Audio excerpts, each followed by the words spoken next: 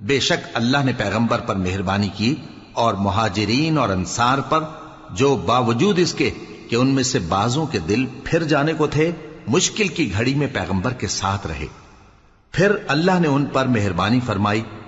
بے شک وہ ان پر نہایت شفقت کرنے والا ہے، بڑا مہربان ہے. اور ان تینوں پر بھی جن کا معاملہ ملتوی کیا گیا تھا، یہاں تک کہ جب زمین باوجود فراخی کے ان پر تنگ ہو گئی اور ان کی جانیں بھی ان پر دوبھر ہو گئیں اور انہوں نے جان لیا کہ اللہ کی گرفت سے بچنے کے لیے کوئی جائے پناہ نہیں مگر اسی کی طرف رجوع کرنا، پھر اللہ نے ان پر مہربانی کی تاکہ توبہ کریں.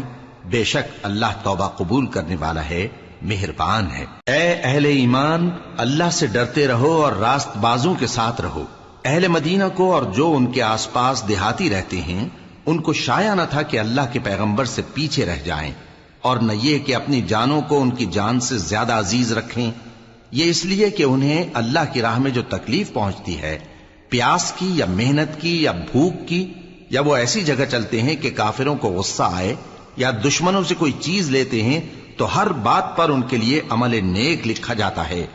کچھ شک نہیں کہ اللہ نیکوکاروں کا اجر ضائع نہیں کرتا. اور اسی طرح وہ جو خرچ کرتے ہیں تھوڑا یا بہت یا کوئی میدان طے کرتے ہیں تو یہ سب کچھ ان کے لیے اعمال صالحہ میں لکھ لیا جاتا ہے تاکہ اللہ ان کو ان کے اعمال کا بہت اچھا بدلہ دے. اور یہ تو ہو نہیں سکتا کہ مومن سب کے سب نکل آئیں، تو یوں کیوں نہ کیا کہ ہر ایک جماعت میں سے چند اشخاص نکل جاتے تاکہ دین کا علم سیکھتے اور اس میں سمجھ پیدا کرتے، اور جب اپنی قوم کی طرف واپس آتے تو ان کو ڈر سناتے تاکہ وہ بھی محتاط ہو جاتے.